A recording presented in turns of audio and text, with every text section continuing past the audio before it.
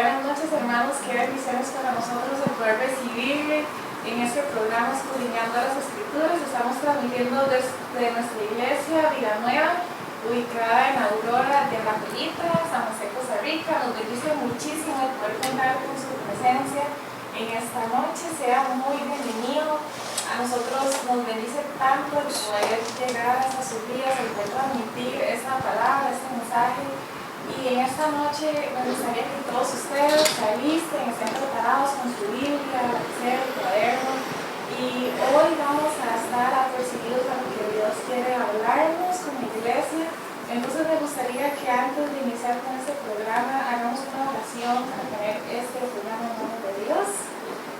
Señor Jesús, en esta noche te quiero dar las gracias por la bendición, el privilegio que nos da de poder llevar tu palabra a la vida de cada una de las personas que está conectada con nosotros en esta transmisión.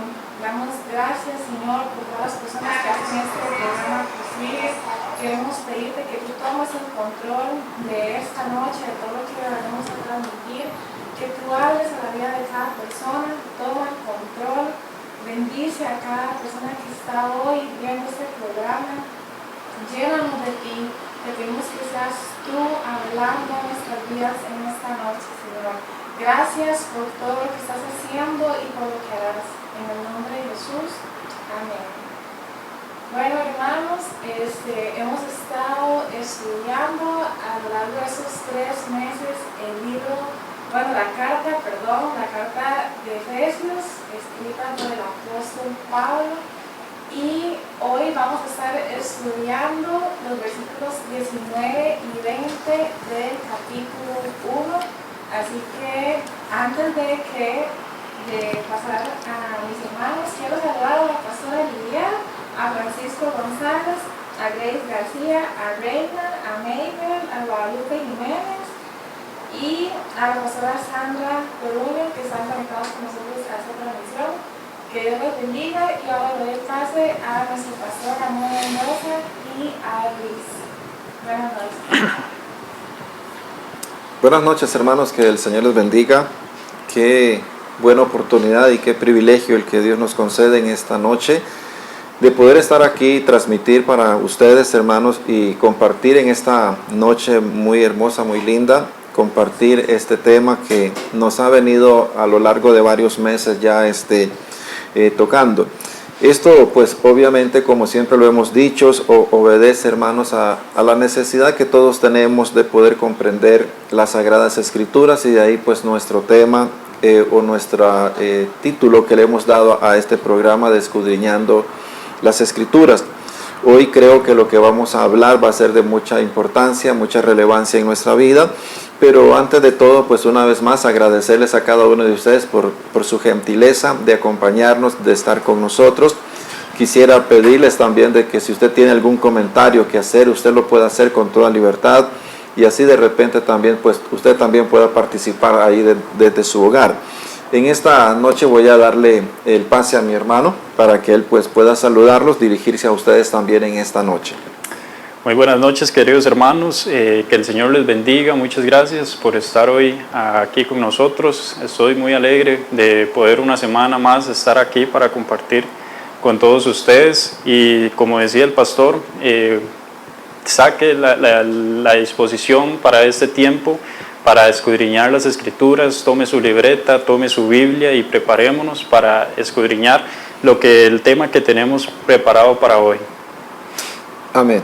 Bien, vamos a entrar entonces en esta noche, hermanos, en el tema que vamos a abordar en este momento. Pero antes de ir a los versos que vamos a trabajar en cuestión en esta noche, quisiera hacer una recapitulación rápida acerca de lo que fue el tema anterior. En el tema anterior hablamos acerca de la oración del apóstol Pablo por los hermanos en Éfeso. Vemos en el apóstol Pablo, en su corazón, el interés profundo que había en él de que los hermanos en Éfeso, quienes ya habían sido alcanzados por la gracia de Dios, vemos a Pablo ahora orando por ellos, para que Dios les concediera a ellos espíritu de sabiduría, espíritu de conocimiento y espíritu de revelación. Y en el siguiente versículo el apóstol Pablo también apunta: alumbrando, dice, los ojos de vuestro entendimiento. Cuando encontramos esas expresiones del apóstol Pablo, debemos comprender que ese conocimiento que Dios nos da, que Dios nos imparte, no tiene que ver nada en absoluto con nuestro intelecto o nuestra capacidad intelectual. No tiene que ver con un grado que nosotros tengamos académico, sino que más bien ese conocimiento que Dios nos da, Dios lo imparte, Dios lo da como una obra de su gracia también a todos nosotros los que hemos creído. De tal forma que la persona menos capaz intelectualmente y la más capaz intelectualmente tienen la posibilidad en Dios de poder conocer a Dios, conocer su voluntad, conocer su propósito y conocer también la gracia del Señor. Seguidamente a esto el apóstol Pablo va a hablar que esta necesidad de conocer y de tener conocimiento de la voluntad de Dios y de la gracia de Dios obedece básicamente a tres cosas que vamos a abordar, pero que abordamos la semana anterior, dos de ellas, y una de esas tiene que ver con respecto a la esperanza, dice el apóstol Pablo, a la que hemos sido llamados. Y para esto yo quisiera titular esa parte hablando acerca del fundamento de nuestra fe, que tiene que ver con la esperanza. Y por supuesto que esa esperanza a la que Dios nos ha llamado tiene que ver con la seguridad de nuestra salvación. Tiene que ver con el hecho en cómo Dios garantiza en nuestra vida esa salvación que nos ha otorgado en Cristo Jesús, de tal forma que podemos comprender claramente que esta seguridad, esta certeza de esta esperanza no obedece en nada a lo que yo pueda hacer o no pueda hacer. Esa seguridad, esa esperanza descansa únicamente en la obra de Cristo en la cruz del Calvario. Y esto es hermoso y es alentador a nuestro corazón, porque lo que hablamos con respecto a esto significa sencillamente de que esta seguridad que nosotros tenemos de que Dios va a cumplir ese propósito en nuestras vidas no depende de nosotros, hermanos, depende de la gracia de Dios, depende de la voluntad del Señor. Dicho de otra forma, o presentarlo de otra forma, significaría pues que nosotros podemos descansar tranquilamente, podemos tener paz en nuestro corazón sabiendo de que esa esperanza a la que Dios nos ha llamado descansa, hermanos, meramente en la obra de Cristo, descansa en la gracia y en el amor de Dios para con nosotros.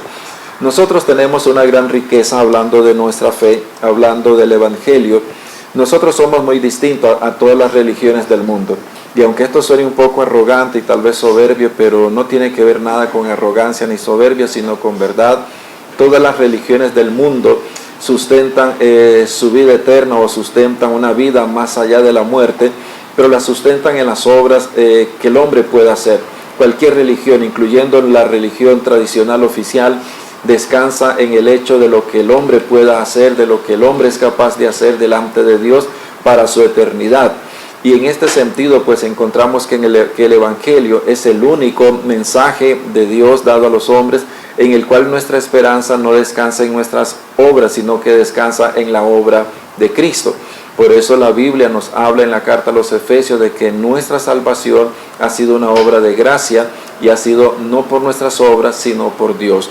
Y todas las religiones, si usted se pone a analizar, y de repente, Luis, si todos nos ponemos a analizar las religiones que existen en el mundo, se darán cuenta de algo muy importante, y es que ninguna religión, ninguna fe que se profesa en el mundo tiene una redención incluida. Significa que no hay un mensaje como el que nosotros tenemos, excepto el Evangelio, que cuando hablamos del Evangelio sí tiene un plan de redención, tiene un redentor, y este es Cristo. Y en este sentido, pues nosotros descansamos plenamente en esa obra. Pero también cuando hablamos de la esperanza, la que Pablo quiere que nosotros conozcamos, y parece que es muy importante para Pablo que todo creyente pueda afianzar su corazón y su fe en esa esperanza a la que hemos sido llamados, significa también de que Dios cumplirá cabalmente en nuestra vida todo lo que Dios se había propuesto desde la eternidad. Y ahí nos lleva nuevamente a los primeros versos del capítulo 1, donde nos habla de que desde antes de la fundación del mundo Dios había establecido ya este propósito, este plan de redimir al hombre de la salvación. Y cuando hablamos de esa esperanza significa que nosotros debemos de vivir plenamente confiados, sabiendo de que Dios va a cumplir perfectamente todo lo que Él dijo, todo lo que Él ha hecho, lo llevará a un término, a un final, como decimos tradicionalmente, feliz en nuestra vida. ¿Por qué? Porque es Dios el que lo está gestando, es Dios quien lo está trabajando y es Dios quien lo va a perfeccionar. De ahí que el apóstol Pablo dijo, estoy persuadido que el que comenzó en mí, que el que comenzó en ustedes la buena obra, la va a perfeccionar hasta el día de Jesucristo. Eso pues nos lleva al hecho de que no debemos de vivir en temor, no debemos de vivir en esa duda, en esa angustia de qué va a pasar con nosotros. Si hemos creído en el Señor y hemos sido alcanzados por la gracia de Dios, podemos estar totalmente seguros, totalmente convencidos de que Dios cumplirá todo lo que Dios se había propuesto desde la eternidad para con nosotros, sus hijos, para con nosotros los escogidos para la salvación. Pero también hay un segundo interés en el apóstol Pablo en su oración, y es que todos nosotros los creyentes conozcamos la dimensión de esas riquezas que Dios nos ha dado.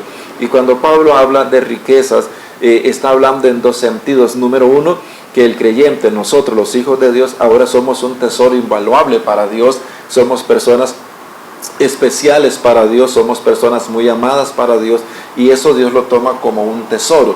Pero también adicionalmente a eso, el apóstol Pablo está dándonos también a nosotros a entender de que somos herederos de Dios y somos coherederos con Cristo Jesús. Eso significa de que hay una herencia que a nosotros nos está reservada, nos está aguardando. Esto es algo bastante interesante, porque con solo pensar el hecho de todas esas cosas que Dios tiene para nosotros, son riquezas en gloria, y como muy bien lo dice el apóstol Pedro, es una herencia que Dios tiene reservada para nosotros los que hemos creído. Y esto debe convertirse en nosotros en un fundamento de fe, pues ciertamente cuando podemos dimensionar toda esa grandeza, todo eso que Dios tiene para el creyente, una vez que entremos en esa eternidad, que estemos juntos con el Señor, pues yo creo que se disipa toda aquella angustia y el afán de querer tener cosas en esta vida, de querer afanarnos por esta vida, porque esta vida es temporal. No obstante, lo que Dios nos tiene reservado es eterno. Y creo que ahí es donde el apóstol Pablo pues se anima en su corazón a decir que todo lo que tiene lo estima como pérdida con tal de alcanzar, ¿verdad?, a Cristo. Entonces queríamos hacer esa recapitulación rápidamente para que pudiéramos tener en nuestro corazón esa certeza, esa esperanza a la que Dios nos ha llamado, y también conocer de que no somos cualquier persona, sino que ahora somos hijos de Dios y tenemos una herencia ahora en Cristo, y una herencia que vamos a recibir nosotros los que hemos creído una vez que Dios complete toda su obra en nuestra vida y también con respecto a este mundo. Así que bueno, Luis, ahora que hemos dado esta recapitulación rápida, y creo que ¿qué tenemos para hoy? ¿Qué es lo que vamos a abordar hoy? Bueno, pastor, pues seguimos en esa misma línea que viene dando Pablo acerca de esa necesidad de entender, de esa necesidad de conocimiento que cada uno de los creyentes hoy en día tenemos, ¿verdad? Esa necesidad de conocer y entender. Pablo, como usted bien lo decía, venía hablando sobre un espíritu de sabiduría y un espíritu de revelación para entender esa esperanza, para entender esas riquezas, pero también ahora nos dice que debemos entender ese poder de Dios, y este poder, hermanos, es lo que nos asegura que todo esto, esta esperanza, que todas estas riquezas van a ser cumplidas, por así decirlo. Pablo nos está diciendo: entiendan que ustedes tienen esperanza, entiendan que ustedes tienen riquezas, pero si aún eso, solamente entender eso no les basta, entiendan que Dios, que tiene un gran poder, va a cumplir eso, ¿verdad? Y entonces es cuando venimos al versículo 19 y leo para ustedes, hermanos, y dice: ¿Y cuál la supereminente grandeza de su poder para con nosotros los que creemos, según la operación del poder de su fuerza? Entonces Pablo nos está diciendo: aquel que prometió esa esperanza, aquel que prometió esas riquezas, ahora tiene la capacidad, tiene el poder para cumplirlas. Es como, pastor, que yo venga y le diga a usted: pastor, estoy pasando por una necesidad, ocupo que me preste cierta cantidad de dinero y yo a la quincena yo se los pago, pero que yo llega a la quincena y mi capacidad salarial no me da para pagarle, ¿verdad? Nosotros tenemos la seguridad de que, como no es una promesa humana, es una promesa de Dios, Él tiene el poder y la capacidad para darnos, para cumplir esas promesas de esperanza y esas riquezas. Amén. Estamos de acuerdo en esto. Y es interesante cómo Pablo se va a referir al poder de Dios. Creo que lo que has dicho podríamos resumirlo de la siguiente forma, que toda esa esperanza, toda esa riqueza y el cumplimiento de las promesas descansan no en la fuerza del hombre, no en la capacidad del hombre, descansan en el poder de Dios, ¿cierto? Correcto. Descansa en lo que Dios es en sí mismo. Y quiero preguntar, Luis, en este momento, ¿cómo es ese poder? ¿Cómo es ese poder? ¿Por qué Pablo habla de supereminente grandeza? Pablo nos está diciendo en ese versículo 19 que ese poder es grande, ¿verdad? Pero también califica esa grandeza de ese poder como supereminente. ¿Qué es lo que se le viene a usted, hermano? ¿Qué es lo que se le viene con esta palabra de supereminente, verdad? Y es que el supereminente describe algo totalmente grande, algo totalmente supremo, algo totalmente sobresaliente e inalcanzable, ¿verdad? Ese es el poder de Dios, inalcanzable no en el hecho de que no vaya a actuar en nosotros, sino inalcanzable en el hecho de que no hay nada que pueda llegar a tener un poder asimilable, un poder comparable, ¿verdad? Pregunto nada más, ¿tendrá esta expresión del apóstol Pablo cuando dice la supereminente grandeza, tendrá alguna relación con el atributo de Dios en el Antiguo Testamento, donde es conocido como Dios omnipotente? El Dios omnipotente. ¿Sí? Esa supereminente grandeza describe a cabalidad esa característica de Dios, Dios omnipotente. Sí, es interesante porque en el Nuevo Testamento, por ejemplo en esta carta no encontramos esa expresión, pero sí miramos cómo esa omnipotencia de Dios obra, y todo lo que conocemos acerca de Dios en el Antiguo Testamento, la omnipotencia de Dios, cuando se menciona en el libro de los Salmos que Dios es omnipotente, esto debe de llevarnos a nosotros pues a descansar, a saber de que todo lo que Dios nos ha concedido descansa en ese poder, ¿verdad? Pero sabes, me parece interesante aquí notar que en todo este despliegue que el apóstol Pablo viene hablando, viene poniendo la figura del hombre, pone la figura del ser humano, la pone fuera de toda esta acción. ¿Qué quiero decir con esto? Que el hombre solamente es beneficiario de todo esto, pero no es el que acciona, no es el que ejecuta, no es el que hace, ¿verdad? Y creo que Pablo tiene toda la intención de poder centralizar a Dios, poder centralizar a Cristo y poner al hombre a un lado solamente como la persona que recibe el beneficio de eso, pero que no tiene participación, hablando operativamente en el plan de la salvación, en el plan de la esperanza y en la riqueza. El hombre está fuera de acción. Y menciono esto por el hecho de que todas las religiones del mundo, lo que hacen es tratar de centralizar la figura del hombre, que el hombre debe de hacer, que el hombre debe de cumplir, que el hombre si no hace esto no tiene, ¿verdad? El hombre depende de sí mismo. En todas las religiones, cualquier religión que usted pueda conocer y estudiarla, se va a dar cuenta de que toda religión siempre está anclada en lo que el hombre hace, en las obras del hombre. El Evangelio es la única fe, ¿verdad?, en donde el protagonismo del hombre es puesto afuera, y el hombre solo está como alguien que es beneficiario del poder y de la gracia del Señor. Pero también quisiera hacerle otra pregunta a usted, y es ¿cómo actúa este poder?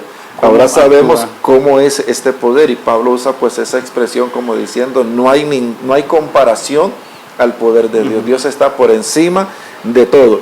Pero ahora, ¿cómo actúa? Bueno, el versículo 19 nos indica también esa pregunta, ¿verdad? Y dice, actúa según el poder, la operación del poder de su fuerza. Esto nos quiere decir, hermanos, que, bueno, primeramente, Dios tiene un poder grande, supereminente, incomparable, pero también su capacidad para poder ejecutar ese poder es igual de inmensamente grande, ¿verdad? No es que Dios tiene tanto poder que está ahí desbordando, que se cae de su poder, ni nada de eso, o que todo es una explosión simplemente de su poder, sino que Él tiene la capacidad de ejecutar ese poder. Y te pongo un ejemplo, pastor. Hace unos años yo vi que había un entrenador que andaba en búsqueda de atletas, ¿verdad? Entonces él vio uno que era muy alto y que su zancada era grandísima, entonces esas características le daban una gran potencialidad a ese atleta, y el entrenador decía, este es mi atleta, este es el que va a llevar a triunfar. Pero a la hora que lo puso a ejecutar todas esas características que lo consideraban ser un gran atleta, cuando lo pusieron a correr no hizo nada, no logró hacer nada. Entonces, él era potencialmente capaz, tal vez en sus características, de hacerlo, pero ya a la hora de efectuar no hizo absolutamente nada. Eso no es igual con Dios. Dios tiene toda esa capacidad, todo ese poderío en sí mismo, toda esa grandeza de ese poder, pero actúa según el poder de su fuerza, tiene la capacidad para controlar ese poder, ¿verdad? Sí. Es interesante esa expresión que usa Pablo cuando dice la operación del poder de su fuerza. Y es que esa fuerza no tiene que ver con algo que empuja, tiene que ver con algo que controla. Ajá, correcto. Entonces, lo que vemos aquí es a Dios, que es omnipotente, que tiene esa forma en que Pablo lo expresa, esa supereminente grandeza del poder de Dios, pero no es un poder que Dios está derrochando, ¿verdad? No es un poder que Dios anda haciendo cosas como tratando de lucirse, haciendo show, ¿verdad? Con su poder, sino de que ese poder que Dios tiene es bien administrado. Y ese poder que Dios tiene se administra para el cumplimiento de los propósitos de Dios. Para su cumplimiento. Que aun cuando Dios puede hacer muchísimas cosas porque su poder lo faculta, no obstante, lo que vemos a Dios es operando ese poder en el cumplimiento de sus propósitos. Dicho de otra forma, y en el contexto en el que estamos, todo lo que Dios se había propuesto en la eternidad, lo que lo lleva al cumplimiento de eso es su poder, porque Él administra su poder de tal forma, y eso es creo interesante, porque a veces consideramos de que Dios, todo lo que le pidamos a Dios, Dios lo va a hacer porque es todopoderoso, pero hay cosas que aun cuando oremos, Dios no las va a hacer. ¿Por qué? Porque Dios administra su poder en el cumplimiento de su propósito. Entonces es muy importante, yo creo, entender esa particularidad de Dios, ¿verdad? Que esa fuerza tiene que ver con la forma en cómo Dios administra, cómo Dios dirige su poder, y que por supuesto es una gran lección también para nosotros, ¿verdad? En ese sentido. No se ve limitada por nosotros, ni tampoco se ve influenciada por el sentimiento de las personas, ¿verdad? Sino que es según su voluntad. Mira, yo creo que has dicho algo muy importante, me parece interesante y quisiera poderlo rescatar. Dios no se mueve por mis sentimientos, ¿verdad? No se mueve por lo que yo quiero, por lo que yo deseo, por lo que yo siento, incluso por las dificultades que yo pueda estar pasando, porque ese poder que actúa en nosotros, que obra en nosotros, va a ser siempre de acuerdo a su propósito, a su voluntad. Y esto debe darnos a nosotros descanso, sabiendo de que Dios está obrando en nosotros, y que ese poder que faculta a Dios para hacer cosas, Dios va a obrar ese poder a favor de nosotros, pero para un cumplimiento de su propósito.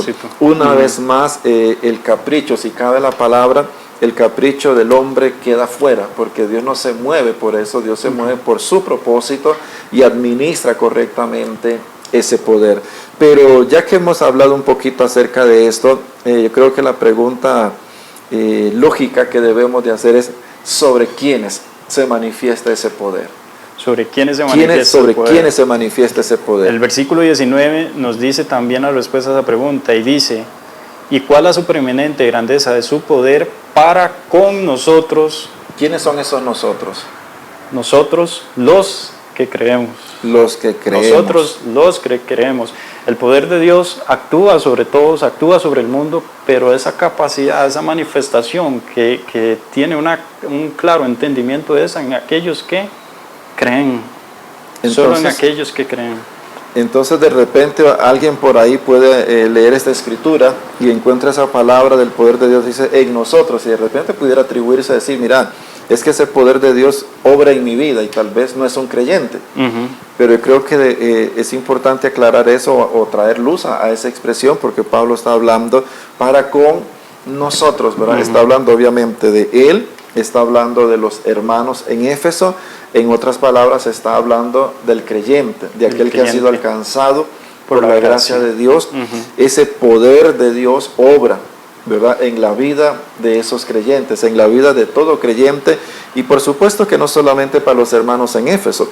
Esa declaración del apóstol Pablo opera hoy mismo. De generación en ¿verdad? generación. Opera en usted, opera en los que están acá, opera en usted que nos está viendo, opera en los hermanos en África, en los hermanos en cualquier parte del mundo. Todos los que hemos sido alcanzados por la gracia de Dios, ese poder está operando en este momento, en vivo y a todo color, como decimos, porque es el poder que Dios administra en la vida de cada uno de nosotros los creyentes. Pero ¿qué más podríamos hablar acerca de este verso 19? Pablo va muy direccionado, pastor, a que nosotros entendamos porque dependemos de ese poder, ¿verdad? Dependemos y necesitamos de la actuación de ese poder sobre nosotros para que nosotros podamos aguardar a esa esperanza y a esas riquezas. Aquí, pastor, hay algo muy interesante y es que muchas veces dentro de las congregaciones se pide poder. Se pide poder, Sí, pues, el poder va muy relacionado a la capacidad también, ¿verdad? Entonces se pide poder, capacidad para ir a evangelizar, ¿verdad? Entonces debemos entender, hermanos, que Pablo no está pidiendo aquí poder para nosotros, no está pidiendo poder para ningún creyente, está pidiendo, entiendan ese poder, porque ya se nos fue dado por medio de Jesucristo, ese poder ya se nos fue dado. Entonces, cuando pedimos poder, estamos cayendo en un error, ¿verdad? Que esa falta de entendimiento. Okay. Porque no necesitamos más, no necesitamos más, ya está. Nosotros necesitamos entenderlo y empezar a trabajar en él. Bueno, creo que, si te parece, hacemos un paréntesis en estos minutos que nos quedan para el medio tiempo. Y yo creo que has dicho algo muy importante. Miren ustedes, hermanos, la semana pasada hablamos acerca de que muchos creyentes oramos y decimos, Señor, pedimos por la iglesia para que la iglesia se ame, ¿verdad? Pedimos para que los hermanos se amen, pero no encontramos esa oración no la encontramos en relación a nada en la Biblia, porque nunca nadie, ni Jesús, ni los apóstoles oraron de esa forma, ¿verdad? Pidiendo a Dios que Dios pusiera amor en el corazón de los creyentes y que se amaran unos a otros, ¿verdad? En ese sentido. Pero la razón por la que pedimos eso es porque estamos en desconocimiento de lo que el creyente ha recibido. El apóstol Pablo en su carta a los Corintios dice que en nuestro corazón hemos recibido por el Espíritu Santo el amor de Dios. Y ese amor de Dios que hemos recibido en nuestro corazón no es en el sentido de que Dios me ama, sino en el sentido de la capacitación que Dios nos da en nuestro corazón para ser capaces, valga la redundancia, de poder amar, de poder reaccionar, de poder vivir dentro de esa atmósfera de amor para con todos los que nos rodean. Entonces, cuando pedimos por amor, estamos pidiendo mal. ¿Verdad? Lo que necesitamos pedir es como oró el apóstol Pablo, que Dios nos dé entendimiento, que conozcamos, que alumbre nuestros ojos para que en esa dirección podamos caminar, sabiendo de que ya, así como Dios me amó, me capacitó también para responder de esa misma forma hacia las personas que me rodean.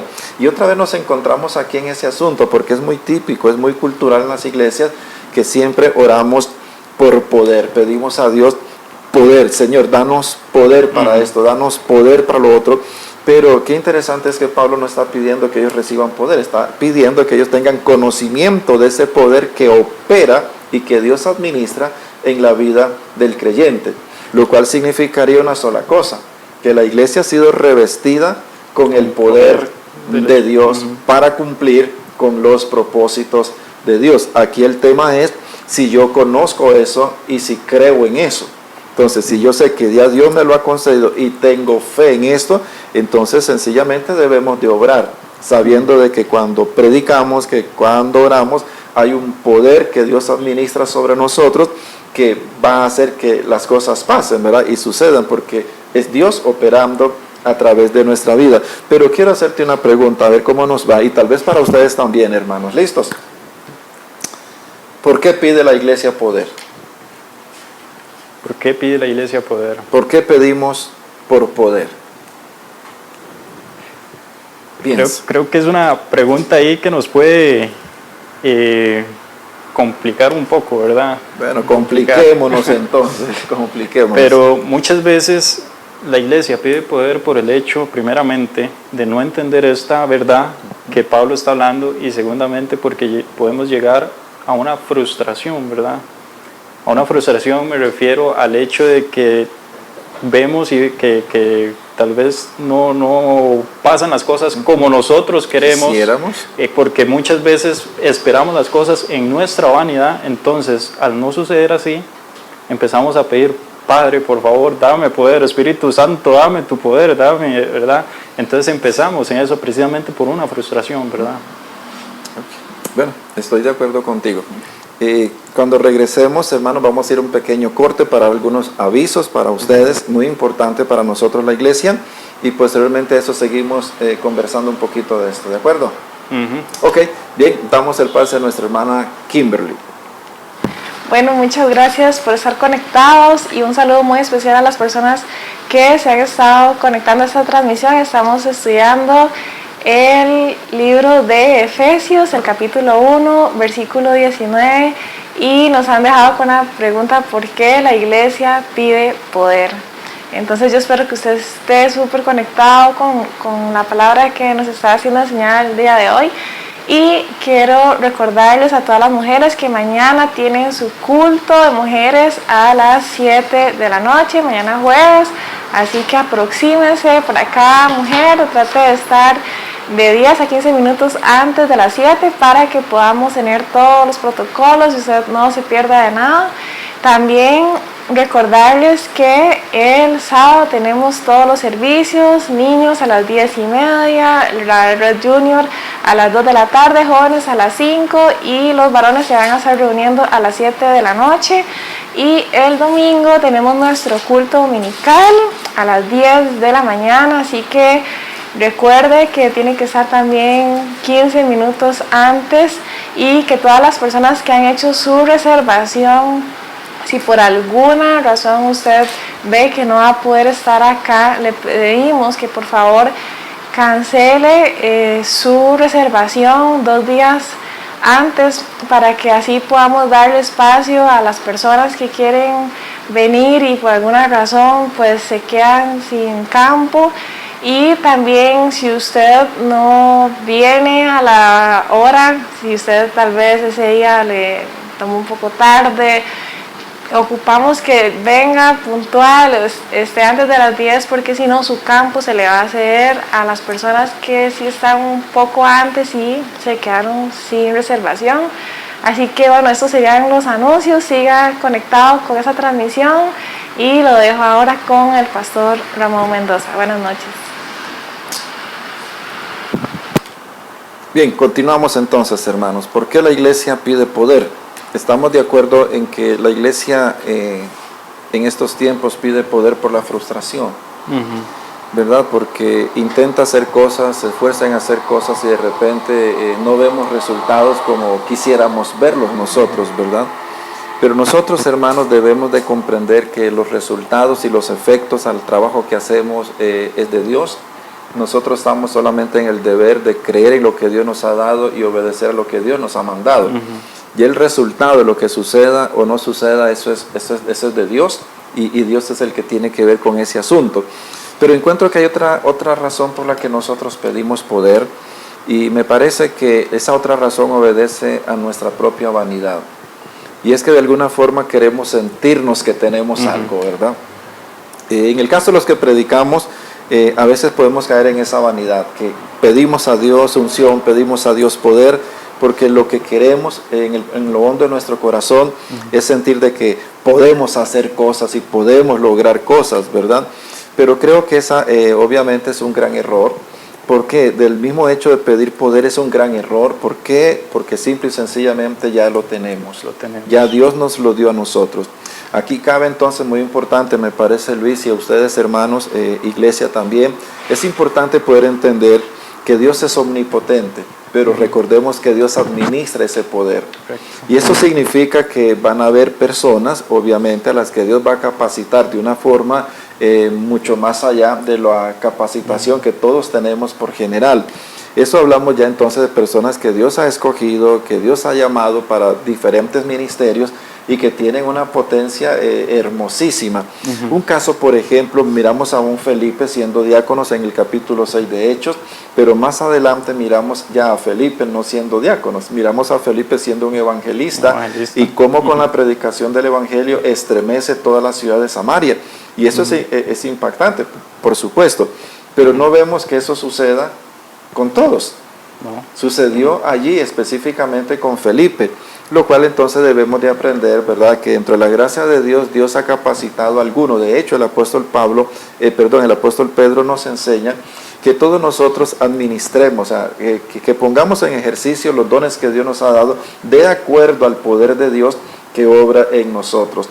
Y no es la referencia a ese poder general que la iglesia ha recibido, sino a esa capacitación específica que algunos tienen para poder hacer cosas y lograr cosas, ¿verdad? Que aunque todos las quisiéramos, pero que a nosotros no nos es dado en ese sentido, de una forma, llamémosle, especial. Entonces creo que es muy importante, hermanos, el hecho de poder entender esto, saber de que Dios es omnipotente, que ese poder obra en nosotros también para cumplir el propósito de Dios, y debemos de creer en esa capacitación que Dios nos ha dado. Y que de hecho el mismo Pablo en el capítulo 3, versículo 20, amplía aún más sobre esto y dice, y aquel que es poderoso, o sea, Dios es el poderoso, ¿verdad? No nosotros. Exacto. Aquel que es poderoso para hacer todas las cosas mucho más abundante de lo que pedimos o entendemos, según el poder que actúa en nosotros, ¿verdad? Dios es el que tiene el poder y ese poder es el que actúa en nosotros, ¿verdad? Todo lo que hacemos, lo hacemos por el poder de Dios. No necesitamos más. Sobreabundante poder que tiene Dios, no necesitamos más nosotros, ¿verdad? Y ese es el poder que actúa sobre nosotros y por el cual nosotros también actuamos y nos capacita. Entonces lo que creo que concluyendo esta parte de este verso, debemos de concluir que lo que necesitamos es creer. Creer, totalmente. Creer. Pero ese creer y esa fe viene por el oír, y el oír la palabra de Dios. Pero eso era para aquellos, ¿verdad? Que no tenían una Biblia, nosotros no teníamos un contexto como el que, un canon como el que nosotros tenemos. Pero ya para hoy nosotros sí es importante escuchar, pero se hace más importante para el creyente escudriñar. Porque cuando entendemos esta verdad de Dios, yo no me voy a ver ante las circunstancias como un pobrecito, ni mucho menos delante del diablo me voy a ver como un pobrecito. Yo me voy a ver como lo que soy, como lo que Dios me ha hecho, alguien que ha sido revestido por el poder de Dios. Pero qué interesante es el verso 20, Luis, y hermanos que están siguiéndonos con nosotros y están con su Biblia. Miren lo que dice el verso 20. La cual operó en Cristo, resucitándole de los muertos y sentándole a su diestra en los lugares celestiales en Cristo. ¿Cuál es la intención de Pablo ahí? Ya está hablando de la necesidad de conocer ese poder, está hablando de la magnificencia del poder de Dios y que ese ha sido puesto en la vida del creyente. Pero ahora Pablo sale con esta declaración diciendo, ¿verdad? La cual dice, hablando de ese poder, ¿verdad? De ese espíritu de poder que obra en Dios, que obra en el creyente, pero ahora lo lleva al plano y a la experiencia propia y real de la resurrección de Cristo. ¿Cuál es la intención de Pablo allí? Bueno, precisamente, hermanos, ante esa poco comprensibilidad que tenemos ante esta grandeza del poder de Dios, Pablo está diciendo, o más bien no encuentra palabras que realmente lo describan, dice su preeminente grandeza, pero realmente eso va más allá, ¿verdad? Y al no encontrar palabras que realmente describan y nos hagan entender, entonces dice, bueno, ese mismo poder fue el que operó en Cristo, resucitándole de los muertos. Entonces, él intenta ampliar todavía ese concepto de grandeza del poder de Dios, ilustrándonos la forma en que operó en Cristo, ¿verdad? La forma en que operó en Cristo para resucitarle de los muertos, para resucitarle. Qué interesante la forma en cómo Pablo ilustra, ¿verdad? Y lo que hablamos con una ilustración es que se toma un ejemplo de la vida real, en este caso, para decir, miren, de esta forma funciona. Ahora, pongámonos a pensar por un instante. La intención de Pablo es que conozcamos y tengamos conocimiento, tengamos luz acerca de esta verdad en la vida de la iglesia. Y es que la iglesia, el poder de Dios opera en la vida de la iglesia. Ahora, estamos hablando en la vida suya, en la vida mía, no solo como un proceso de transformación en nosotros, sino como un proceso operativo. Para que podamos hacer las cosas que Dios nos ha encomendado hacer. Y ahora Pablo lleva a esa dimensión ese poder. Pensemos por un instante en la resurrección de Cristo. Es un evento, ¿verdad?, que nadie lo puede pasar desapercibido, comenzando por allí. Es una situación de que históricamente ahí está comprobado, etcétera, y es algo que no se puede negar, o sea, que ahí está. Y parece que la intención entonces del apóstol Pablo es que dice, miren, entienda que esto mismo que pasó en la vida de Cristo, esto mismo que sucedió en Cristo, ese mismo poder es el mismo poder que está operando en la vida de ustedes, en la comunidad cristiana, en la iglesia, en la congregación local, en el creyente que está allá en su casa. Ese mismo poder es el que está operando ahora. Y eso yo creo que nos deja un poquito aturdidos con solo pensar en esa dimensión. Pero debemos de creer en esa verdad. Y esta es una verdad que tenemos que conocerla, tenemos que abrazarla y tenemos que atesorarla en nuestro corazón. ¿Por qué? Porque la intención de Pablo es que la iglesia tenga esa luz, que tenga ese entendimiento, porque cuando como iglesia y como cuando individuos creyentes en Cristo conocemos esa dimensión, yo creo que nuestra vida tiene que dar un giro radical, ¿verdad? Tiene que ser diferente. Y entonces aquí vemos que ese poder de Dios, que Dios administra ese poder que fue administrado en la resurrección de Cristo, está siendo ahora administrado y suministrado a la vida de la iglesia, ahora a la vida nuestra. Así de que, hermanos, una vez más yo tengo que decirle, usted no es ningún pobrecito, usted no es nadie digno de lástima. No, usted ha sido revestido por el poder de Dios para enfrentar las situaciones más adversas en su vida, aquellas que consideramos imposible. Usted está capacitado para eso, pero obviamente esa capacitación no es en su fuerza, es en el poder de Dios que está sobre nosotros en este momento. Pero ¿qué más podríamos decir acerca de esto? Pastor, ante esa gran verdad que usted está hablando, y nosotros debemos realmente comprender que ese poder que resucitó a Cristo, que está actuando en nosotros actualmente. Entonces,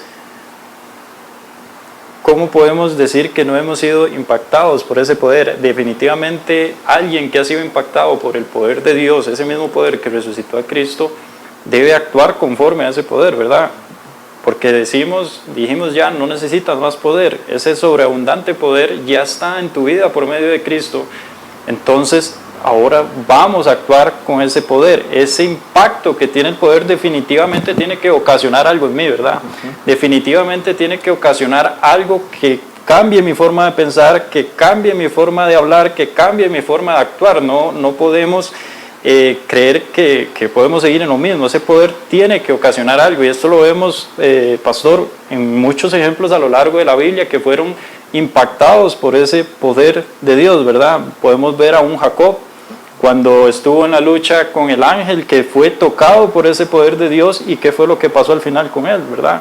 Salió caminando diferente, ¿no? Su caminar fue diferente. Entonces ahí es donde podemos ver ese actuar de ese poder. Él te va a impactar de una manera sobrenatural, te tiene que impactar y tiene que cambiar algo en nosotros, ¿verdad? Sí.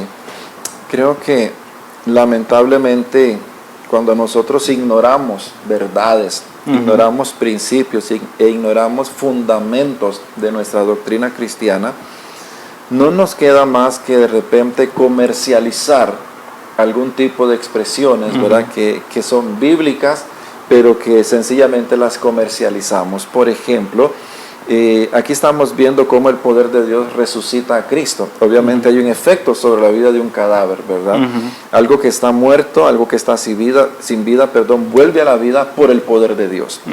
Y cuando hablamos de esa forma de que muchas veces hablamos en la iglesia de que Dios me tocó, sí, ¿verdad?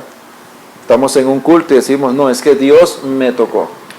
He escuchado a lo largo de más de 30 años en este camino mucha gente que dice, es que anoche tuve una oración y Dios me tocó. Y tal vez usted sea una de las personas que las mencionas, o tal vez vas a escuchar. Yo solamente me hago una pregunta cuando alguien me dice eso, y la pregunta que hago es, ¿cuánto te dura? ¿Cuánto te dura? ¿Cuánto te dura ese toque? Saliendo ahí del cuarto. Saliendo del cuarto, de repente salimos del cuarto, la esposa nos atravesó la escoba y ya se armó un pleito. Y ahí quedó. Y ahí quedó el toque.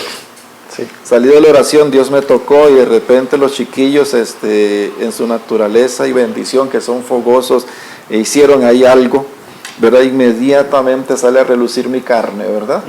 Hasta dónde llegó mi poder. Esa expresión de que Dios me tocó, ¿verdad? Y podemos hablarlo en términos de la iglesia, ¿verdad? Mucha gente en los cultos es que Dios me tocó.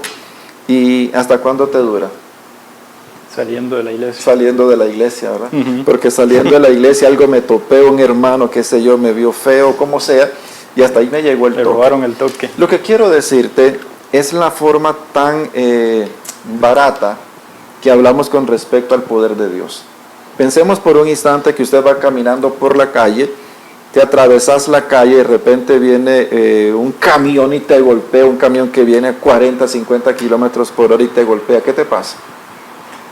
Y queda quebrado. Seguís caminando igual.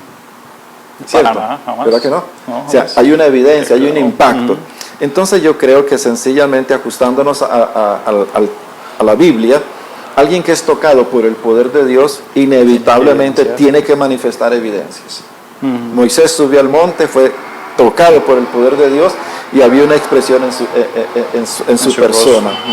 El caso que mencionaste de Jacob se topa con el ángel de Jehová lo toca con su poder y sale caminando distinto.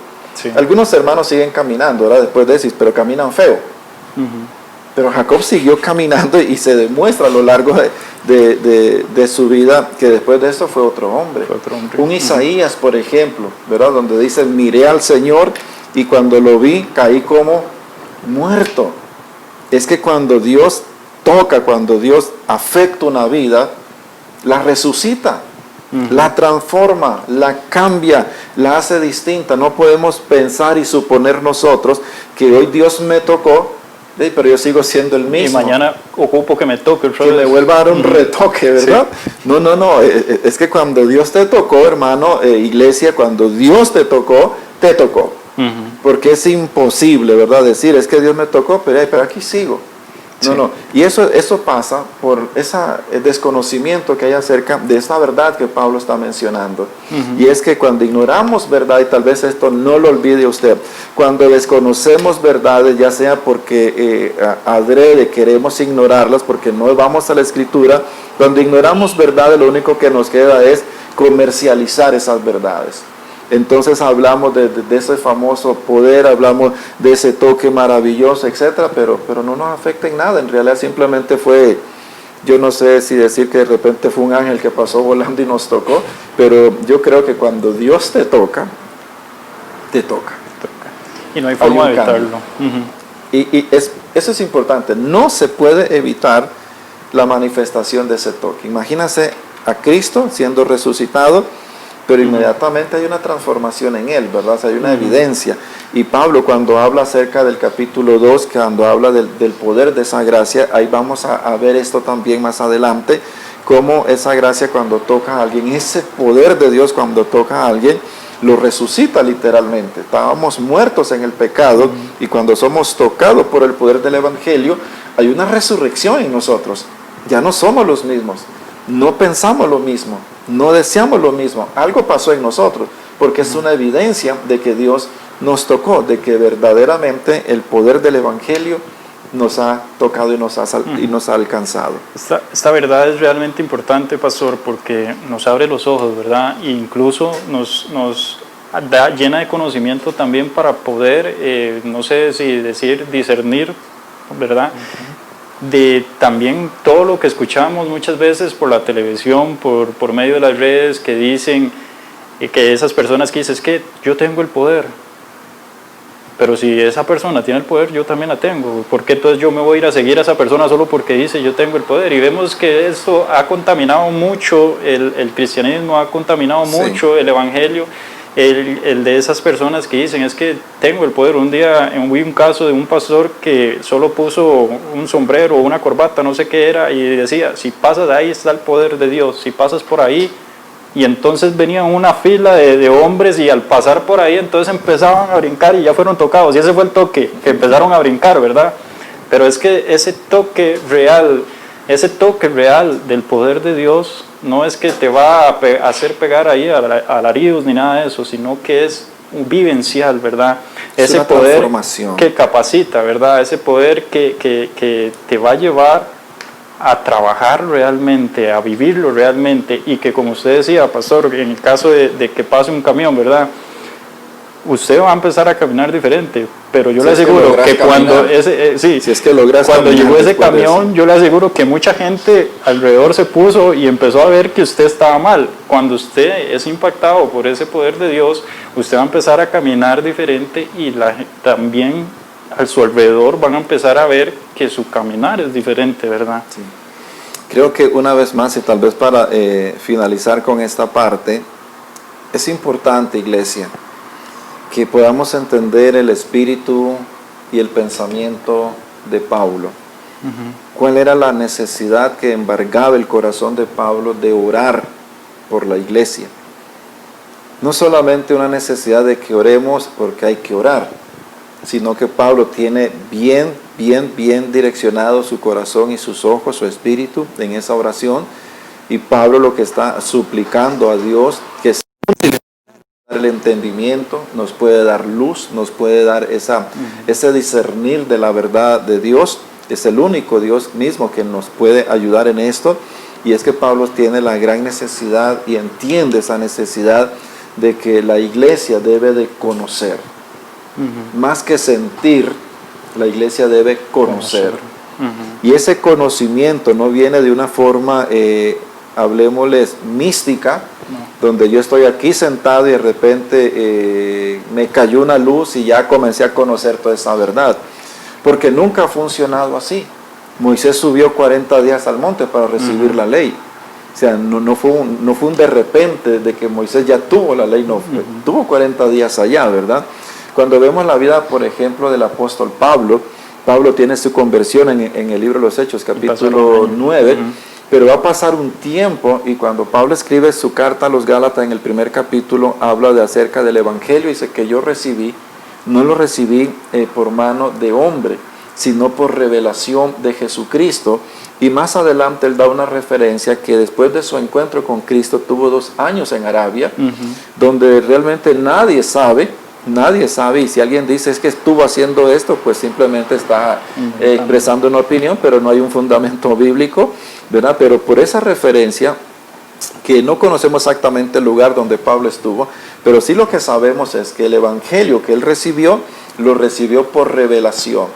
Y este sentido de revelación no tiene nada que ver con que Pablo cerró los ojos y Dios le puso ahí un cassette en la mente y ya entendió todo eso. No, está hablando de 2 años donde de alguna forma que no sabemos, pero que sí entendemos, ¿verdad?, de que fue Jesús mismo explicándole el evangelio al apóstol Pablo, en el cual él había durado 3 años y resto con los apóstoles predicando el evangelio, pero en el caso de Pablo le da un curso intensivo de 2 años.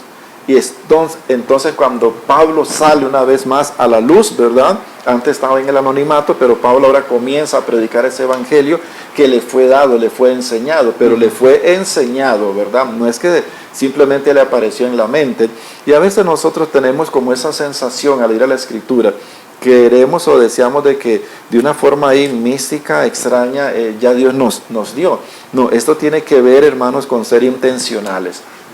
Si usted quiere crecer en el conocimiento de las Sagradas Escrituras, usted y yo debemos de ser intencionales. ¿Qué significa? Que intencionalmente yo tengo un tiempo cada día. Intencionalmente voy a hacer una oración como la que Pablo hizo por mi vida, y yo voy a orar por mi vida para que Dios me dé esa luz, alumbre los ojos de mi entendimiento. Intencionalmente voy a tener un cuaderno, intencionalmente voy a tener un lápiz, intencionalmente voy a preguntar, voy a investigar, porque el más interesado en conocer esta verdad debe de ser la iglesia. Pero a veces duele, a veces da tristeza mirar que los que debemos de ser más interesados en esto somos los que menos interés mostramos. Sin embargo, hablamos con un testigo de Jehová y hay que ver el entrenamiento que ellos tienen. Es más, tal vez alguno de ustedes hasta miedo nos da sentarnos con un testigo de Jehová. ¿Por qué? Porque sabemos que nos va a pegar una sacudida, porque nosotros no estamos listos para esto, ¿verdad? Miramos, por ejemplo, a los que profesan la religión del Islam, y desde niños son entrenados. Ellos conocen perfectamente eso y mueren por eso, ¿verdad? Y lo vemos nosotros casi a diario eso. Pero cuando hablamos de un creyente, muchas veces, y perdone la expresión que voy a usar, muchos evangélicos como nosotros lo único que sabemos es brincar. Y con eso nosotros ya hicimos el día cristiano, ¿verdad? Porque solo nos entusiasmamos con algo, pero no profundizamos. Y lo más importante en la vida cristiana, iglesia, es escudriñar las Escrituras. Porque el que no vive por esta verdad, el que no conoce esta verdad, no tiene forma alguna de vivir en esa verdad. Por eso el Señor exhorta a escudriñar, Pablo exhorta al conocimiento. En la carta del apóstol Pablo, primera carta a Timoteo y segunda carta a Timoteo, Pablo está insistente con Timoteo de que escudriñe, que aprenda, que lea, que estudie, ¿verdad? Y no hablamos de una enseñanza meramente letra, ¿verdad? No estamos hablando de una enseñanza ahí meramente académica, hablamos de una enseñanza que se cultiva en el corazón, que produce, ¿verdad? Y que causa efectos en nuestra vida. Entonces quisiera con esta exhortación terminar esta parte, hermanos, terminar en esta noche, exhortando a cada uno de ustedes, hermanos, que los más interesados en escudriñar la Escritura no es el pastor, no son los diáconos, es cada creyente debe ser intencional en el escudriñar las Escrituras. Aplica para todos, ¿verdad? Por eso es la necesidad del apóstol Pablo que conozcamos estas tres verdades. 1, la esperanza. 2, la riqueza. Y 3, el poder de Dios. Pero la próxima semana, Dios mediante, vamos a hablar de la autoridad de Cristo. Y eso es un gran tema, me parece a mí. Claro, ¿verdad? Sí. Cuando dice está sentado en los cielos Cristo, es la majestad de Cristo.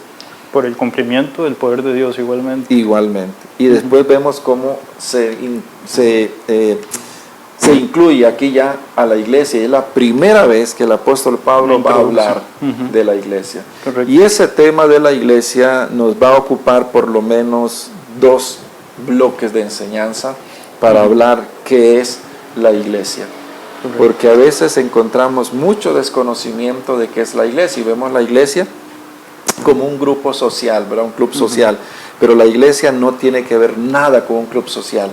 Tiene que ver todo con un diseño que Dios desde la eternidad había establecido para que todos los que ahora creemos seamos insertados dentro de la iglesia. Pero eso va a ser otro tema. Correcto. ¿No? ¿Y vas a decir algo?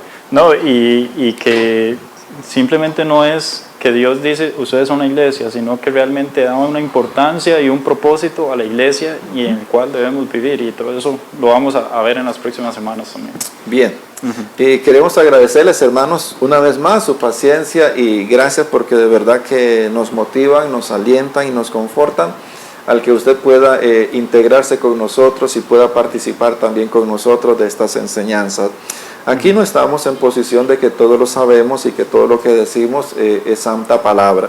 Usted tiene la responsabilidad de averiguar, de investigar y de cerciorarse que si aquí lo que le estamos enseñando es así, pues usted debe de buscar, ¿verdad? Usted debe de comprobar estas enseñanzas. No quisiéramos tener una congregación donde todo dice amén sin ir y investigar. Primeramente investiguemos y después decimos amén.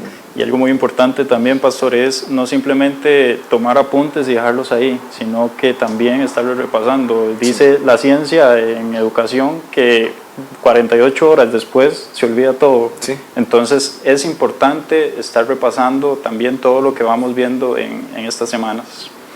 Así que les animamos, hermanos, les animamos a que crezcamos juntos en esto. Que Dios les bendiga y damos el pase a nuestra querida hermana Kim, que va a tener en esta noche las últimas palabras para despedirse de ustedes también. Muchas gracias por su atención. Bueno, hermanos, muchísimas gracias por haber estado con nosotros en esta noche. Gracias por su fidelidad. Le bendecimos y lo esperamos el próximo miércoles a las 7 de la noche. Que Dios les bendiga.